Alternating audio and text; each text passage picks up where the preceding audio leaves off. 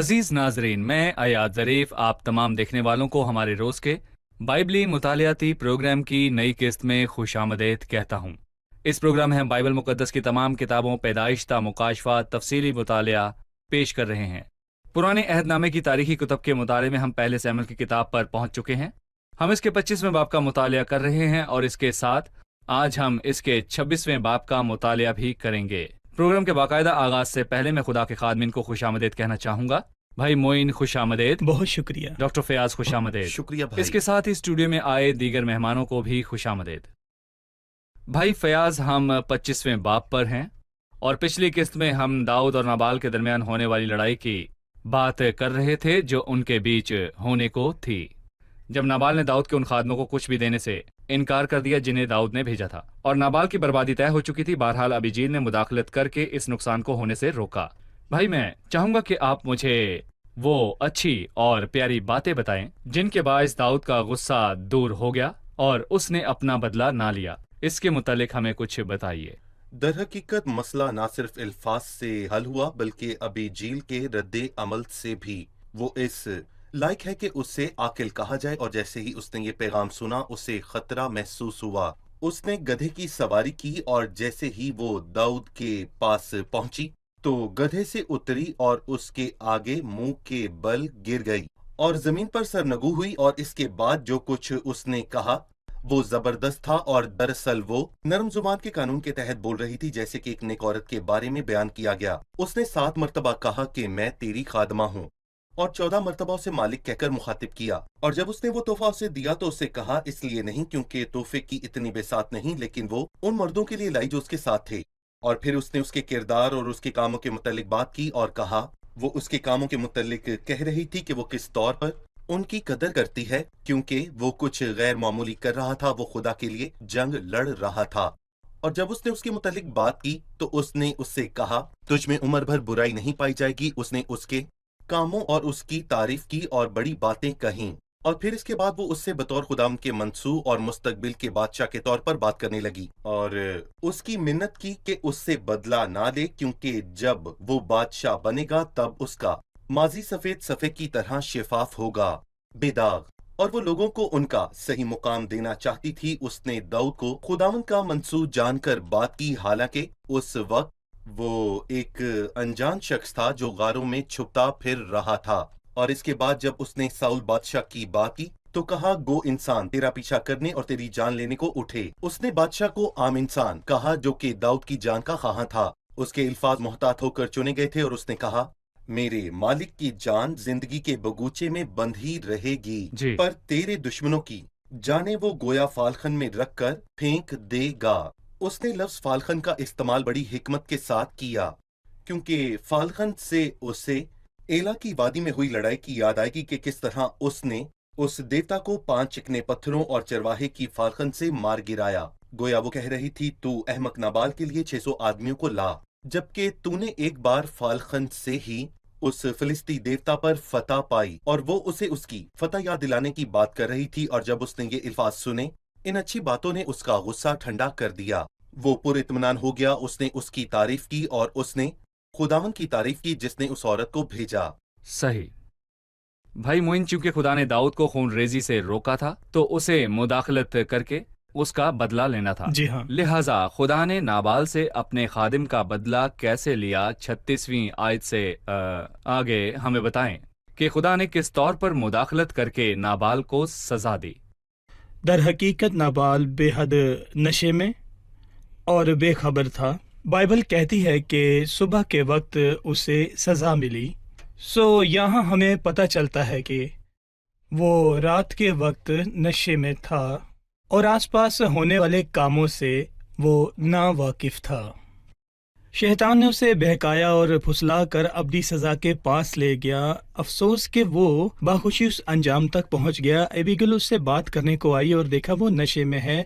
उसने इस कदर पी के नशे में चूर हो गया, यहाँ तक कि उससे अपनी बीवी की गैर मौजूदगी का एहसास ना हुआ। वो बाहर गई और वापस आई, मगर उसने गौर न किया रात के वक्त जो कुछ नाबाल के साथ हुआ वो ना सिर्फ नाबाल के साथ हुआ, बल्कि मैं चाहूँगा कि तमाम नाजरीन नाबाल में खुद को देखें کہ شیطان نے کیسے اس کو دنیا کے لذتوں میں پھنسا کر دھوکہ دیا، جبکہ بائبل کہتی ہے کہ وہ چند روزہ ہیں۔ کسی بات میں لذت تو ہو سکتی ہے لیکن وہ چند روزہ ہے۔ لیکن صبح ہوئی، بائبل کہتی ہے کہ صبح کو جب نابال کا نشہ اتر گیا، صبح ہوئی اور صبح کا نشہ اتر گیا، اسے ہوش آیا، لیکن افسوس تب تک کہ وہ توبہ کا موقع گنوا چکا تھا۔ ہر رات کے بعد ایک صبح آتی ہے۔ جو رات میں دکھ اٹھاتے ہیں ان کی صبح جلد آئے گی، لیکن جو رات کو میں پیتے ہیں ان کی آنکھ اس صبح میں کھلے گی جو بہت نزدیک ہے۔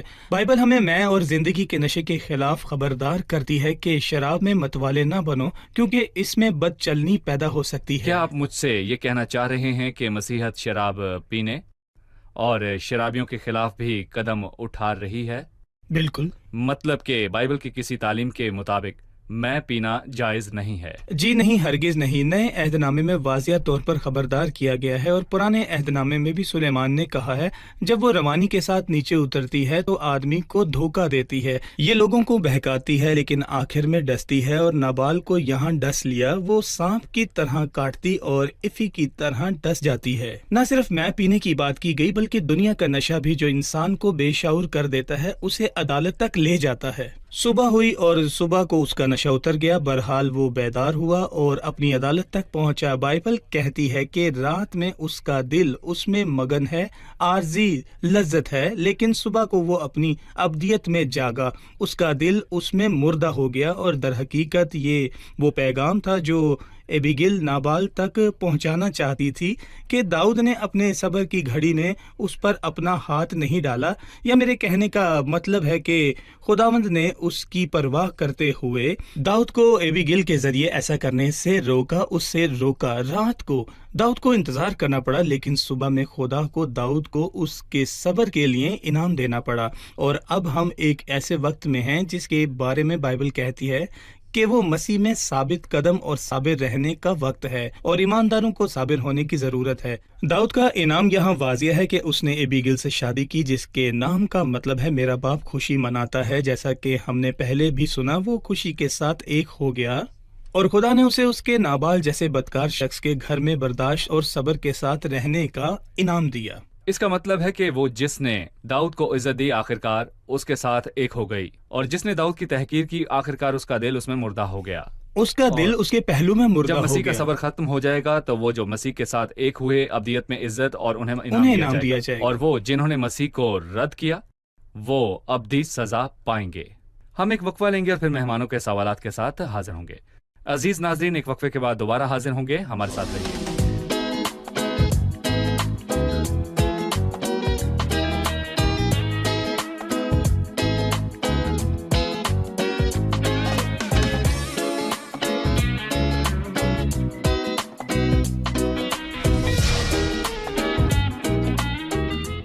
خوش آمدید، آئیے بڑھتے ہیں مہمانوں کی جانب اور جانتے ہیں ان کا سوال۔ جی، کس کا سوال ہے؟ سوال کیجیے۔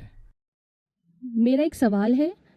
دراصل مجھے ایک بات عجیب لگتی ہے کہ جب داؤد پہلے سے شادی شدہ تھا، جیسا کہ ہم جانتے ہیں کہ اس نے ابیگیل سے شادی کیوں کی؟ پرانے عہد نامہ میں خدا نے کثرت ازدواج کی اجازت دے رکھی تھی یا کیا؟ جی بھائی، کیا خدا کثرت ازدواج کی اجازت دیتا ہے؟ دراصل کثرت ازدواج تبھی آیا جب گناہ دنیا میں داخل ہوا، اور وہ پہلا شخص جو 2 بیویوں کو بیاہ کر لایا وہ لمک تھا اور وہ بدکار تھا۔ وہ پیدائش کے 4 باب میں 2 عورتیں بیاہ لایا، وہ باب جس کی شروعات ظالم قاتل سے ہوئی جب قائن اپنے بھائی حابل کے خلاف کھڑا ہوا، اسے قتل کیا، اور اس باب کا اختتام زناکاری کثرت ازدواج پر ہوا، جب لمک نے 1 سے زیادہ عورتوں کو بیاہ لیا، اور در حقیقت یہ خدا کی مرضی نہیں تھی، اور جیسے کہ خدا کے کلام میں ایک بات کو 7 مرتبہ لکھا گیا ہے، اور یہ بات پہلی بار پیدائش 2 میں اور آخری بار افسیوں کے خط میں لکھی گئی۔ اسی سبب سے آدمی باپ سے اور ماں سے جدا ہو کر اپنی بیوی کے ساتھ رہے گا، اور وہ دونوں ایک جسم ہوں گے، مطلب کہ وہ ماں باپ کو چھوڑے گا اور اپنی بیوی کے ساتھ رہے گا، وہ ایک جسم ہوں گے۔ ان الفاظوں پر غور کریں، وہ دونوں، اس کا مطلب ہے کہ ایک آدم اور ایک عورت، مطلب کہ مسیحت میں کثرت ازدواج نہیں ہے۔ یہاں تک کہ تاریخ میں بھی خدا کا شادی بیاہ کے لیے منصوبہ ایک عورت کے لیے ایک مرد اور ایک مرد کے لیے ایک عورت ہے۔ نہ صرف یہ بلکہ وہ اپنی بیوی سے ملا رہے اور وہ دونوں ایک بدن ہوں، اس کا مطلب ہے کہ طلاق ممنوع ہے۔ کثرت ازدواج اور طلاق دونوں ممنوع ہے، اور شادی بیاہ کے لیے خدا کا شروع سے یہی منصوبہ تھا۔ صحیح۔ میں ہمیشہ سے اس کو بائبل اور منطق کا مسئلہ سمجھتا ہوں. یہ بائبل سے متعلق ہے کیونکہ شروعات سے ہی واضح حوالہ جات ہیں، کیونکہ خدا نے نر و ناری ان کو پیدا کیا، جی. نہ کہ نر کے ساتھ 3 یا 4 ناریوں کو. نر و ناری، آدم اور حوا. اور ہم ہمیشہ بائبل کی اس بات کے ساتھ ایک منطقی بات بھی کرتے ہیں کہ جب خدا نے پسلی نکالی تو وہ ایک پسلی تھی، حالانکہ پسلیاں تو بہت ساری ہوتی ہیں، شاید 24. وہ 2 یا 3 یا 4 جتنی بھی عورتیں اس کے ساتھ رکھنا چاہتا نکال لیتا. لیکن جب اس نے ایک نر اور ایک ناری کو پیدا کیا تو مطلب ایک مرد اور ایک عورت. اور کسی بھی انسان کا ایک سر اور ایک بدن ہوتا ہے. ایسا کوئی بدن نہیں ہے جس کے 2 سر ہوں، اور کوئی ایسا سر نہیں ہے جس کے 2 دھڑ ہوں، کیونکہ دھڑ پر ایک سر اور سر پر ایک دھڑ ہوتا ہے. اور میں بتانا چاہوں گا کہ وہ گھر جس میں 2 بیویاں تھیں وہ دونوں آپس میں بہنیں تھیں. دراصل وہ یعقوب کا گھرانہ تھا جو کہ مسائل سے پاک نہ تھا. اور تب کیا ہوتا ہے جب 2 بیویاں بہنیں نہیں بلکہ دشمن ہوتی ہیں؟ بائبل میں خدا کا منصوبہ یہی ہے کہ ایک مرد کے ساتھ ایک عورت، اس لیے جسے خدا نے جوڑا ہے اسے آدمی جدا نہ کرے. بھائی معین 26ویں باب میں ہم دیکھتے ہیں کہ ساؤل داؤد کا پیچھا کر رہا ہے. وہ لگاتار اس کا پیچھا کر رہا ہے. وہ لگاتار اس کا پیچھا ہر جگہ کرتا ہے. میں جاننا چاہوں گا کہ 26ویں باب میں ہوا کیا. میں کہنا چاہوں گا کہ یہ ساؤل اور اس کے دھوکے اور بے وقوفی کی ایک قسط تھی. اس کے معاملے میں کوئی امید نہیں کی جا سکتی. خدا اسے سکھا رہا ہے لیکن ایک احمق ہی رہتا ہے. 24ویں باپ میں کچھ ہوا اور 26ویں باپ میں وہی بات دہرائی گئی. اور عجیب بات یہ ہے کہ 24ویں باپ میں اس نے یہ مانا کہ وہ غلط تھا اور داؤد صحیح ہے. میں صرف 2 چھوٹی چھوٹی باتوں کو پڑھوں گا. اس نے جب 16ویں آیت میں داؤد کی آواز سنی تو اسے کہا، اے میرے بیٹے داؤد، کیا یہ تیری آواز ہے؟ اور چلا کر رونے لگا. اور پھر کیا ہوا؟ اس نے داؤد سے کہا، تو مجھ سے زیادہ صادق ہے اس لیے کہ تو نے میرے ساتھ بھلائی کی ہے حالانکہ میں نے تیرے ساتھ برائی کی. اور اس نے وہ سب کہا. 26ویں باپ میں ایک اور بار یہی کچھ ہوا جب کچھ لوگ ساؤل کے پاس یہ کہتے آئے کہ وہ جانتے ہیں کہ داؤد کہاں چھپا ہے. تو وہ 3000 لوگوں کو لے کر نکلا کہ داؤد کو ڈھونڈ کر اسے مار ڈالے. خداوند نے مداخلت کی کیونکہ بادشاہ کا دل خدا کے ہاتھ میں ہے جسے وہ پانی کے نالوں کی مانند پھیرتا ہے. ساؤل سو رہا تھا اور اس کی فوج کے سردار بھی سو رہے تھے. ہر کوئی جو خیمہ میں نیند کی آگوش میں تھا، کوئی بھی جاگ کر یہ دیکھنے والا اور بادشاہ کو خبر دینے والا نہ تھا کہ داؤد آ رہا ہے یا کوئی دشمن آتا ہے. یہ اس لیے ہوا کیونکہ خداوند نے ان پر گہری نیند کو طاری کیا. وہ بادشاہ پر اپنے پیارے داؤد کے لیے نیند کی طاری کر سکتا ہے یا اس کی نیند چھین سکتا ہے، جیسا کہ اس نے آستر اس کے 6 باب میں اپنے ایک اور پیارے کے لیے جو دروازہ کے باہر کھڑا تھا. خداوند پس منظر میں کام کر رہا ہے، چاہے ہم اسے دیکھیں یا نہ دیکھیں تو وہ اپنے پیاروں کی بھلائی کے لیے کام کرتا ہے. داؤد ہی رہا، وہ نہیں بدلا، جیسے ساؤل نہیں بدل سکتا. دوسری بار بھی ساؤل کو داؤد کے ہاتھ میں کر دیا اور لوگوں نے داؤد سے کہا، جیسا کہ میں تصور کرتا ہوں کہ پچھلی بار تو نے موقع کو گنوا دیا، لیکن اس بار ہو سکتا ہے کہ تو ساؤل کے ہاتھ میں آ جائے اور یقیناً وہ تجھے مار ڈالے. لیکن داؤد کی طبیعت کبھی نہیں بدلتی. ساؤل کتنا بھی بدکار کیوں نہ ہو، لیکن داؤد کے مطابق اس کا مرکزی خطاب خداوند ممسوح ہی ہے اور وہ اس پر ہاتھ نہیں ڈالے گا. اور در حقیقت اس نے نہ صرف بھلا اور پانی کا مٹکا بطور نشانی اٹھایا تاکہ وہ اسے بتا سکے کہ تو بے اختیار اور پیاسا ہو چکا ہے، کیونکہ یہاں پانی خدا کے کلام کو ظاہر کرتا ہے. ڈاکٹر فیاض، ان واقعات کے دوران داؤد پر 1 سے زائد مرتبہ ساؤل کو مارنے کی آزمائش آئی اور ہم نے سنا کہ اس نے اسے مارنے سے انکار کر دیا، حالانکہ اسے بتایا گیا کہ خدا نے اسے اس کے ہاتھ میں کر دیا ہے، تو بھی اسے قبول نہ ہوا. بہرحال اس نے ایک ہی بات کی جس پر میں آپ کا تبصرہ چاہوں گا. جب 9ویں آیت پر ہم پہنچتے ہیں، داؤد نے ابیشے سے کہا اسے قتل نہ کر، کیونکہ کون ہے جو خداوند کے ممسوح پر ہاتھ اٹھائے اور بے گناہ ٹھہرے. اور داؤد نے کہا، خداوند کی حیات کی قسم، خداوند آپ اس کو مارے گا یا اس کی موت کا دن آئے گا اور وہ جنگ میں جا کر مر جائے گا، لیکن خداوند نہ کرے کہ میں خداوند کے ممسوح پر ہاتھ چلاؤں. میں چاہوں گا کہ اس آیت کے متعلق ہمیں بتائیں. دراصل یہ ایک ایسی بات ہے جو اس بات پر مہر کرتی ہے کہ داؤد اس کا حقدار تھا کہ اسے 2 بار پہلے سیموئیل 13 میں اور پھر اعمال کے 13ویں باب میں یہ کہا جائے کہ یہ وہ شخص ہے جو خدا کے دل کے موافق ہے، اور وہ شخص جو اس کے دل کے موافق ہے کچھ خوبیاں رکھتا ہے. اس کی خاصیت یہ ہے کہ وہ اپنی بے عزتی کے وقت خاموش رہتا ہے اور اپنا انتقام نہیں لیتا بلکہ خدا کا انتظار کرتا ہے. اور وہ شخص جس نے خدا کا انتظار کرنے کے حوالے سے سب سے زیادہ باتیں کی وہ داؤد ہے. اور بہت بار اس نے ثابت کیا کہ وہ خدا کا انتظار کر رہا تھا. اور بھلے ہی ابیشے نے اس کے لیے آسان کر دیا تھا، اس نے داؤد سے کہا کہ اگر تجھے ساؤل کو قتل کرنا منظور نہیں تو مجھے حکم دے کہ اس بار میں ساؤل کو مار ڈالوں. تجھے اس پر ہاتھ ڈالنے کی ضرورت نہیں، یہ کام کرنے کی اجازت مجھے دے، بس ایک حکم دے. داؤد نے نہ تو اسے قتل کرنا منظور کیا اور نہ ہی کسی اور کو اسے مارنے دیا. کیوں؟ کیونکہ اس نے خدا کے منصوب کی قدر کی، اس شخص کو جسے خداوند نے مسا کر کے بادشاہ بنایا تھا. وہ خدا کا انتظار کر رہا تھا کہ وہ اسے سلطنت بخشے اس وقت اور اس طور پر جو خدا نے مقرر کیا ہے. اور اس نے کہا کہ خداوند کے پاس 3 طریقے ہیں. ویسے تو خداوند کے پاس بہت سے طریقے ہیں. اور پھر داؤد نے کہا کہ خداوند اس سے آپ مار سکتا ہے جیسے اس نے نبال کے ساتھ کیا، یا اس کی موت کا دن آ جائے گا جیسے دوسروں کا آتا ہے، یا وہ جنگ میں جا کر مارا جائے گا. اور یہی ساؤل کے ساتھ ہوا. لیکن داؤد جو خدا کے دل کے موافق تھا، جس نے اپنا انتقام خود نہ لیا اور خاموشی سے اپنی تکلیف میں خدا کا انتظار کیا. دراصل داؤد خدا کے دل کے موافق اور تھا. اس لمحے وہ ساؤل کو خداوند کا ممسوح کہہ رہا ہے. جس زبور کا حوالہ ڈاکٹر فیاض نے دیا، داؤد نے اسی سے اپنے جذبات کا اظہار کیا، اور جب اس نے خداوند کو دیکھا تو کچھ کہا، اور پھر اس نے ساؤل کو اور خود کو دیکھتے ہوئے کچھ کہا. زبور کی شروعات میں اس نے کہا، اے خدا اپنے نام کے وسیلہ سے مجھے بچا، اپنی قدرت سے میرا انصاف کر. اس نے معاملے کو خداوند پر چھوڑ دیا اپنے دشمنوں کے حوالہ سے. اس نے کہا، کیونکہ بیگانے میرے خلاف اٹھے ہیں اور تند خو لوگ میرے جان کے خواہاں ہو گئے ہیں. انہوں نے خدا کو اپنے روبرو نہیں رکھا. اے خدا، میرا معاملہ اہم نہیں ہے، بلکہ اہم بات یہ ہے کہ انہوں نے تجھے اپنے روبرو نہیں رکھا. لیکن داؤد، تیری کیا بات ہے؟ کیا تجھے ڈر نہیں لگتا؟ آخری آیت میں وہ کہتا ہے، کیونکہ اس نے مجھے سب مصیبتوں سے چھڑایا ہے اور میری آنکھ نے میرے دشمنوں کو اسے دیکھ خداوند لیا. پر اعتماد تھا. ایک کامل بھروسہ، اس لیے وہ 3000 لوگوں کے سامنے بھی نہ گھبرایا جو کہ اس کا پیچھا کر رہے تھے، اور یہ جاننا تھا کہ ان کے مقابلے کچھ نہیں ہے. صحیح. ہم ایک وقفے کے بعد مہمانوں کے سوالات کے ساتھ حاضر ہوں گے. ناظرین، ایک وقفے کے بعد دوبارہ ملاقات ہوگی. وقفے کے دوران آپ کو ہمارے ٹیلی فون نمبرز اور پتہ دکھائی دے گا، تو اگر آپ کا کوئی سوال ہو تو ہمیں ضرور لکھ بھیجیے یا فون کیجیے، ہم اس کا جواب ضرور دیں گے. حاضر ہوتے ہیں کہ وقفے کے بعد.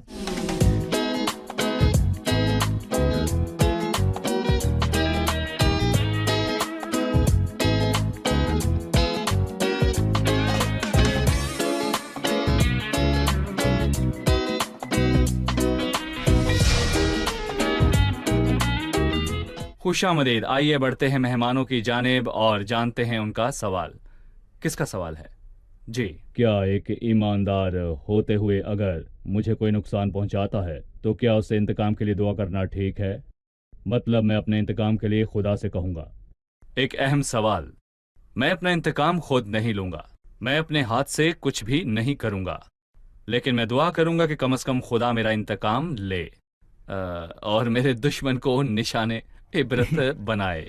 یہ ٹھیک ہے کہ میں اپنا انتقام خود نہیں لیتا، لیکن خدا سے انتقام لینے کو کہنا بھی ٹھیک نہیں ہے. انتقام لینے کے حوالے سے ایک واضح آیت ہے جو کہتی ہے اپنا انتقام نہ لو. پالوس رسول رومیو کے خط میں لکھتا ہے، لیکن اس سے پہلے کہ میں ہاں یا نہ کہوں، پلیز نئے اور پرانے عہد نامہ کے درمیان فرق پر غور کیجیے گا تاکہ ہر بات واضح ہو جائے. پرانا عہد نامہ دنیاوی برکتوں کا عہد ہے. فضل کے دور کی برکتوں میں فرق ہے. جب کچھ لوگ یہ باتیں سنتے ہیں، فضل کے دور سے آپ کی کیا مراد ہے بھائی معین؟ یہ مصلوبیت سے لے کر اب تک کا وقت ہے. مصلوبیت کے مصلوبیت سے لے کر اب تک کا وقت فضل کا دور کہلاتا وقت ہے. فضل کا دور کہلاتا ہے. جی، مصلوبیت سے لے کر اب تک ہم فضل کے دور کا کہتے ہیں. اور ایمانداروں کا اور اوروں کے ساتھ برتاؤ کس قدر مختلف ہے. یہ نسبت ان ایمانداروں کے ہیں جو مسیح سے پہلے تھے. پرانے عہد نامہ میں ایسا نہ ہو کہ ناظرین کہیں کہ بائبل میں تو ایسا لکھا ہے، اور ہو سکتا ہے وہ کسی آیت کا حوالہ دیں. میں یرمیہ کی کتاب سے ایک مثال دوں گا. 20ویں باب میں کوئی واقعی انتقام کے لیے درخواست کرتا ہے. ہم ایک ساتھ پڑھتے ہیں. یرمیہ نے خدا سے یہ کہا، حالانکہ وہ ایک نیک اور حساس شخص تھا، بس صحیح. اے رب الافواج، تو جو صادقوں کو آزماتا اور دل و دماغ کو دیکھتا ہے، ان سے بدلہ لے کر مجھے دکھا، اس لیے کہ میں اپنا دعویٰ تجھ پر ظاہر کرتا ہوں. یقیناً جو بھی اس باب کی شروعات سے پڑھتا ہے تو پتہ چلتا ہے کہ انہوں نے اسے بہت زیادہ نقصان پہنچایا ہے. سو یہ شخص یہاں انتقام کی درخواست کرتا ہے. پرانا عہد نامہ، جیسا کہ ہم نے کہا بھائی ایاز، فضل کے اس دور سے مختلف ہے جس میں ہم آج رہتے ہیں. نہ صرف کہ ہم اپنا انتقام خود نہ لیں اور نہ خدا سے اس کے لیے درخواست کریں، بلکہ ہم ان کے لیے معافی کی درخواست کریں۔ ہم خدا سے ان کے لیے معافی اور رحم کی درخواست کریں۔ نئے عہد نامہ میں واضح ترین مثال سٹیفنس کی ہے۔ ایک بڑا دردناک منظر تھا جب اسے سنسار کیا گیا، لیکن اس نے خدا ان سے کہا، اے خدا، یہ گناہ ان کے ذمہ نہ لگا، اور یہ کہہ کر وہ سو گیا۔ وہ اپنے لیے معافی کی درخواست کر رہا تھا۔ تو ہمارا برتاؤ بھی ایسا ہی ہونا چاہیے، جیسے کہ متی کی انجیل میں، جو تم پر لعنت کرے ان کے لیے برکت چاہو۔ آپ نے کہا کہ پرانے عہد نامے اور نئے عہد نامے میں فرق ہے۔ ایسا نہ ہو کہ کوئی ہمیں غلط سمجھے۔ وہ بدلاؤ جو نئے عہد نامے میں فضل کے دور میں ہے، یہ ہے کہ اس شخص میں وہ صلاحیت آ چکی ہے جو اسے معاف کرنے اور بدلہ نہ لینے کے قابل بناتی ہے۔ عہد قدیم کے ایمانداروں میں ایسی صلاحیت نہ تھی۔ بالکل۔ سو نئے عہد نامے میں ہم نے کیا حاصل کیا؟ ہم نے خدا کی حیات اور روح القدس حاصل کیا، اور جس طرح مسیح معاف کرتا اور انتقام نہ لیتا تھا، ہمیں بھی مسیح پر ایمان رکھنے کے وسیلے سے ویسی ہی زندگی ملی ہے۔ سو ہم میں یہ صلاحیت ہے کہ ہم انتقام نہیں لیتے اور دیکھیں، خدا کا روح صحیح ہم میں بسا ہوا ہے۔ ٹھیک ہے بھائی فیاض، ہم ابھی بھی 26ویں باب پر ہیں، جب داؤد نے اپنا انتقام لینے سے انکار کیا اور ساؤل یہ جانتا تھا 17ویں آیت سے۔ جو کچھ اس نے کہا اسے سن کر لگتا ہے کہ اس نے داؤد کی طرف اپنا رویہ بدل لیا۔ ہم پڑھتے ہیں، تب ساؤل نے داؤد کی آواز پہچانی اور کہا، اے میرے بیٹے داؤد، کیا یہ تیری آواز ہے؟ داؤد نے کہا، میرے مالک بادشاہ، یہ میری ہی آواز ہے۔ اس نے اس سے کہا، میرا مالک کیوں اپنے خادم کے پیچھے پڑا ہے؟ میں نے کیا کیا ہے اور مجھ میں کیا بدی ہے؟ اور پھر آگے وہ ساری بات ہے۔ 21ویں آیت میں لکھا ہے، تب ساؤل نے کہا کہ میں نے خطا کی، اے میرے بیٹے داؤد لوٹ آ، کیونکہ میں پھر تجھے نقصان نہیں پہنچاؤں گا، اس لیے کہ میری جان آج کے دن تیری نگاہ میں قیمتی ٹھہری۔ دیکھ، میں نے حماقت کی اور نہایت بڑی بھول مجھ سے ہوئی۔ داؤد نے جواب دیا، اے بادشاہ، اس بھالے کو دیکھ، 100 جوانوں میں سے کوئی آ کر اسے لے جائے، اور خداوند ہر شخص کو اس کی صداقت اور دیانتداری کے موافق جزا دے گا، کیونکہ خداوند نے آج تجھے میرے ہاتھ میں کر دیا تھا، پر میں نے نہ چاہا کہ خداوند کے ممسو پر ہاتھ اٹھاؤں۔ پھر 25ویں آیت میں ہے، تب ساؤل نے داؤد سے کہا، اے میرے بیٹے داؤد، تو مبارک ہو، تو بڑے بڑے کام کرے گا اور ضرور فتح مند ہوگا۔ سو داؤد اپنی راہ چلا گیا اور ساؤل اپنے مکان کو لوٹا۔ جب میں ان آیات کو پڑھتا ہوں تو خدا کا شکر کرتا ہوں، کیونکہ اس نے بے قصور داؤد کے لیے ساؤل کے دل کو بدلا، اور مجھے لگتا ہے کہ ساؤل اس کے لیے اب سے داؤد کی عزت اور قدر کرے گا۔ آپ کیا کہیں گے؟ مجھے اس بات سے یہودا اسکریوتی کی بات یاد آتی ہے، جب اس نے کہا کہ میں نے بے گناہ کو قتل کے لیے پکڑوا دیا، اور بالآخر اس نے خودکشی کر لی۔ اس میں سچی توبہ کا جذبہ نہ تھا، اور وہ خدا کی محبت اور فضل پر بھروسہ نہ رکھتا تھا، جس کے باعث وہ کہہ سکتا تھا کہ میں نے گناہ کیا اور پھر خود کو اسی فضل کے حوالے کر دیا۔ ساؤل بادشاہ میں بھی ہم یہی دیکھ سکتے ہیں، وہ ایمان فرق ہے جس کا تعلق توبہ اور دل کے بدل جانے سے ہے۔ اور میں یہاں پر کہوں گا کہ یہ وہ فرق ہے جس کی بنیاد افسوس اور غم ہے۔ ہو سکتا ہے کہ اسے داؤد کے سامنے شرمندگی اور ندامت ہوئی ہو، لیکن اس میں اتنی قوت نہ تھی کہ وہ اس احسان کو لے کر اپنے گناہ پر پچھتاتا اور خود کو خدا کے حوالے کر دیتا۔ اور میں کہوں گا کہ یہ اس منظر میں ہی ثابت ہو جاتا ہے جب ایک ذریعے کی تلاش میں نکلا۔ سو یہ نہ تو توبہ کا جذبہ تھا، نہ ہی سوچ کی تبدیلی مطلب تھی۔ کہ کوئی توبہ نہ تھی، صرف بالکل اداکاری نہیں۔ کر رہا تھا۔ وہ مزاج پرست شخص تھا جو آسانی سے بہک جاتا تھا، جس کے پاس ایمان کی قوت نہ تھی کہ اپنی سوچ اور رویے کو لوگوں کی خاطر بدل سکے۔ شکریہ۔ اب وقت ہے کہ ہم جانیں کہ مہمانوں نے آج کیا سیکھا۔ 25ویں باب میں ہم نے دیکھا کہ خداوند داؤد کا بدلہ لیتا ہے اور نابال کی موت ہو جاتی ہے۔ پھر ہم داؤد کے لیے خدا کے انعام کو دیکھتے ہیں۔ ہمیں اس میں کیا سبق ملتا ہے؟ ہم داؤد سے یہ سیکھتے ہیں کہ وہ رات کو خدا کا انتظار کرتا ہے تاکہ صبح کو انعام پائے۔ داؤد اپنا انتقام لینے سے باز رہا اور اسے خدا پر چھوڑ دیا، اور خدا نے اس کا انتقام لیا اور ابیجیل کو اس سے بیاہ کر انعام دیا، جو خوشی کی علامت تھی۔ ہم نابال سے یہ سیکھتے ہیں کہ جو رات کو نشہ کرتا ہے، صبح کو اس کا دل مردہ ہو گیا۔ نابال نے رات کو میں پی جو دنیا کی لذت اور شہوت کو ظاہر کرتی ہے، اور افسوس کہ جب تک اسے ہوش آیا بہت دیر ہو چکی تھی۔ ٹھیک ہے۔ 26ویں باب کے آخر میں ساؤل نے داؤد کے سامنے جو اقرار کیا اور معافی مانگی، کیا وہ حقیقی تھی؟ اس کے بارے میں آپ کیا جانتے ہیں؟ وہ حقیقی نہ تھی۔ ہم جانتے ہیں کہ سچی توبہ کے اندر سوچ اور رویے میں تبدیلی بھی شامل ہوتی ہے، جبکہ فقط افسوس کرنا اور داؤد کے نیک رویے کے سامنے شرمسار ہونا ایک الگ بات ہے۔ اور اس کے بعد بھی ساؤل کا غلط رویہ واضح تھا، اور وہ ایک موقع کی تلاش میں تھا۔ عملی طور پر اس کے برتاؤ میں کوئی تبدیلی نہ تھی۔ صحیح، شکریہ، خدا آپ کو برکت دے۔ خواتین کا بھی شکریہ۔ اگلے پروگرام میں آپ سے پھر ملاقات ہوگی۔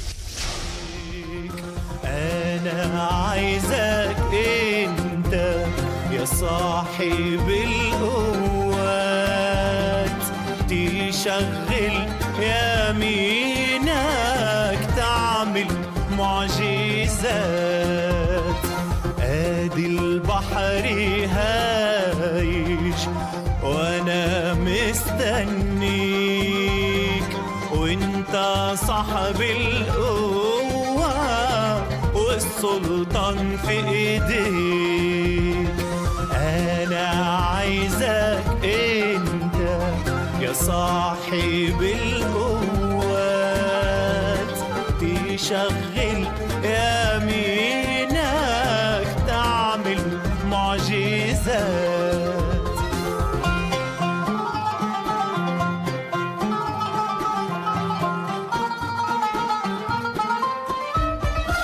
الأسود جوعانة ارسل ملكك، خلي الملك يعرف إني أنا ملكك. أنا عايزك أنت يا صاحب القوات، تشغل يمينك تعمل معجزات. الآتون محمد ل7 أضعاف، ما دام يسوع معايا مش ممكن راح أخاف. أنا عايزك أنت يا صاحب القوات، تشغل يمينك تعمل معجزات. الآتون محمد انزل قدامي، وبيدك الحلوة طلعني تاني. أنا عايزك أنت يا صاحب القوات، تشغل يمين